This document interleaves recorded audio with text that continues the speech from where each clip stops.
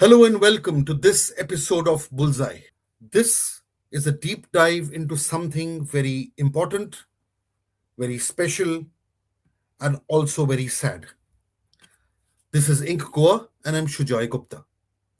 Tonight, we are going to talk about something that has shaken India from Delhi to Goa, a student movement that began with exam failures and paper leaks, but has now exploded into a national debate about dissent, policing, and political arrogance. This is not just a story of protests, it's a story of young people fighting for their future and a state that seems increasingly uncomfortable with being questioned. And yes, we will also talk about the termites controversy that erupted in Goa connected to this. We will also talk about the police crackdown. We will talk about allegations of goondas deployed alongside cops. And we will ask the questions that those in power refuse to answer. Let's begin in Delhi. July 20th, thousands and tens of thousands of students, parents, professionals, all marching towards Parliament, the temple of democracy, under the banner of Sansad Chalo. The demand was simple: accountability, stop paper leaks, fix the examination system, and remove the Union Education Minister Dharmendra Pradhan. Delhi police had already denied permission. Barricades were put up.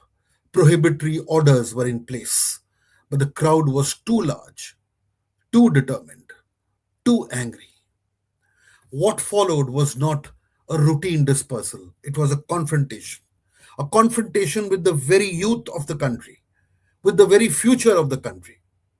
Tear gas, lathis, students dragged, beaten, detained, volunteers carrying the injured, blood on clothes, blood on bodies, and blood on the souls of this nation. People collapsing. The Associated Press reported 180 injuries of students, though the number came mainly from organizers and medical volunteers. But then they were all there on the side of the students. The police version: they say the march was unauthorized. They say stones were thrown. They say government vehicles were damaged. They say 118 police personnel were injured. But here's the question: even if some sections turned aggressive, was the force used against the young students proportionate? Were peaceful demonstrators also beaten? The footage right in front of us, shown only by social media and responsible people and not the Godi media, suggests yes, demonstrators were beaten. Newspapers like the Times of India, as Mr. Yogendra Yadav, noted political activist, has already stated. He has actually gone on to say, don't call this paper the Times of India, call it the Lies of India, primarily because they led with a picture of a student pelting stones, and their entire focus was on how policemen were injured and not about the spirit of the protesters and the brutality against them. The crowd was not just against students, it was parents, doctors, working professionals, citizens who said this is not about one paper leak, this is about the future of an entire generation. The anger intensified after Sonam Wangchuk, on hunger strike since June 28th, was forcibly removed and hospitalized. Police said his health was deteriorating.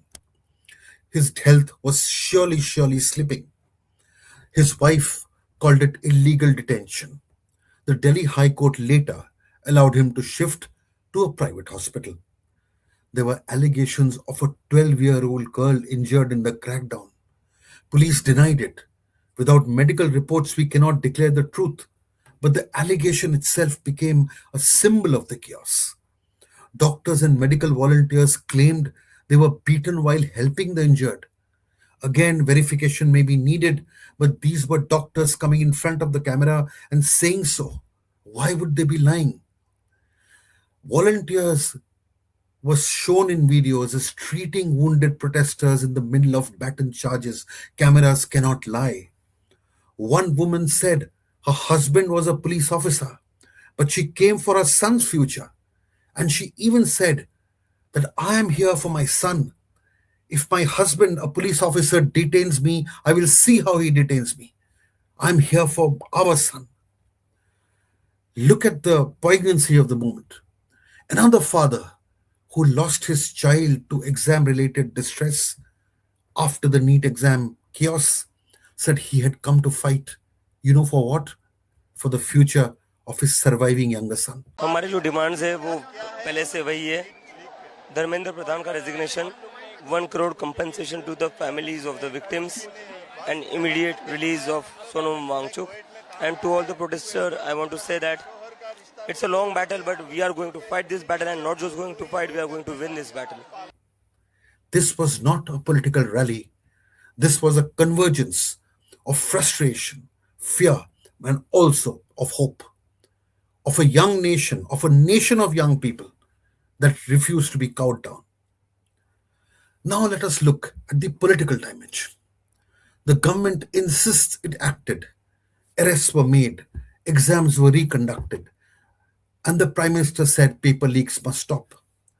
But the question is not whether arrests were made. The question is whether the government understood the scale of the anger before thousands hit the streets. The question is, why was Dharmendra Pradhan not removed? Did it recognize how deeply the trust in the examination system has collapsed? Or did it rely on police force as a substitute for political engagement? And here lies the BJP's political difficulty. You can negotiate with political parties, you can pressure leaders, you can break alliances, but you cannot negotiate with a decentralized youth movement. These young people have no offices to raid, no positions to offer, no loyalties to rearrange. Their slogans were sharp, directed at Dharmendra Pradhan, Amit Shah, and Narendra Modi. Their anger was personal. Now let's come to Goa. On July 20th, young Goans gathered at the Azad Maidan in solidarity with Delhi students, peaceful, determined, united. And then came the controversy. Goa's BJP Vice President Narendra Sawaikar posted a map of India covered with cockroaches and termites. Cockroaches with the termites. Save the nation, he wrote.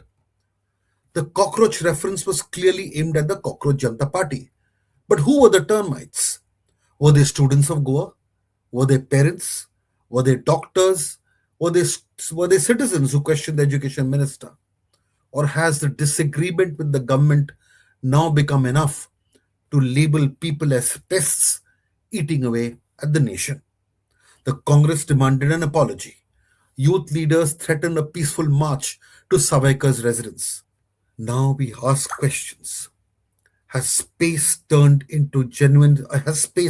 for genuine dissent been robbed by this government? When peaceful students are met with barricades, tear gas, lathis, we must ask, is dissent still allowed? Or has the state quietly taken ownership of the public square? If disagreement is treated as defiance, democracy becomes performance, not practice. Second, are students terrorists or anti-national for demanding a fair education system? The branding of students as anti-national is not just wrong, it is dangerous. These young people are asking for fairness, transparency, accountability. When did demanding a fair exam become an act of rebellion? And who benefits from portraying students as threats? Thirdly, is Dharmendra Pradhan being retained simply because the government cannot concede to genuine demands? The refusal to remove Dharmendra Pradhan, the education minister, looks less like confidence and more like political stubbornness. Yes, Mr. Modi, you are being stubborn. Is this about governance or about refusing to admit failure? When lakhs of students suffer, accountability cannot be optional. Fourthly, were special goondas deployed alongside the police? Cameras do not lie. Videos show individuals not in uniform attacking protesters with sticks alongside police personnel. Authorities may deny it, but the footage exists. If civilians and police acted in tandem, who authorized it? Who will answer for it? And why were unarmed students treated as targets? Can the BJP, next question, can the BJP realize its failures? Or is this its biggest political threat yet? The movement has exposed a vulnerability that BJP really faces: decentralized youth anger. You cannot silence it, you cannot co opt it, you cannot bury it. The question now is whether the party can recognize its mishandling and regain trust, or whether this crisis will become the BJP's most significant political threat, and this threat will show up from now to the next elections at every possible time.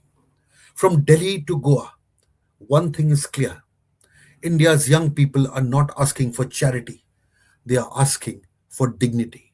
They are asking for a future that is not destroyed by leaks, corruption, or indifference. The police crackdown showed how quickly anger can deepen. The termites remark showed how easily politicians can insult the very generation they are supposed to protect.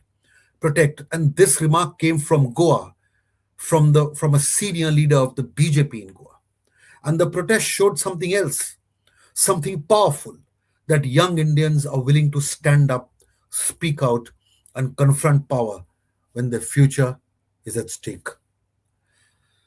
The story ends where it began, as far as Goa is concerned, at Azad Maidan, with young Goans standing in solidarity with students hundreds of kilometers away. There were girls, young girls, leading the protests and agitation in Goa. This was so heartening to watch. There were young men and others who supported the girls and praised them and supported them and raised voices of solidarity. It was so beautiful to watch. And they asked the same question: does the education system exist to protect the future? Or will those who demand accountability be treated as enemies of the nation? And one final question, and this is to the Godi media, to the media that has broken its spine, to the media that has become subservient to the government and to its ministers, to a media that cannot look itself in the mirror or even look at the faces of the children of the people who work for this media. We have only one question to ask: has your subservience led to the loss of your soul? Has it led to the loss of your feeling for your country, for the young ones, for students, for your own children, children of your friends, your cousins, your family members? Is this only about what the BJP wants? Is it only about how power can serve you? Is it only about you getting benefits? What about the oath that you have towards your profession, towards your mission? This is the time for all journalists to speak the truth, irrespective of what your owners want. Do not suffer because of the compromises of your owners. Do not give in because your owners are striking deals with politicians. Be a journalist, speak out strongly, have the independence to speak for India as true Indians. This is not the end of the movement, it is only the beginning. Hats off to people who are posting videos. Hats off to independent students who are speaking without fear. Hats off to the youth of this country. We will salute you. We will salute you. We will salute you. God bless all of you. Thank you.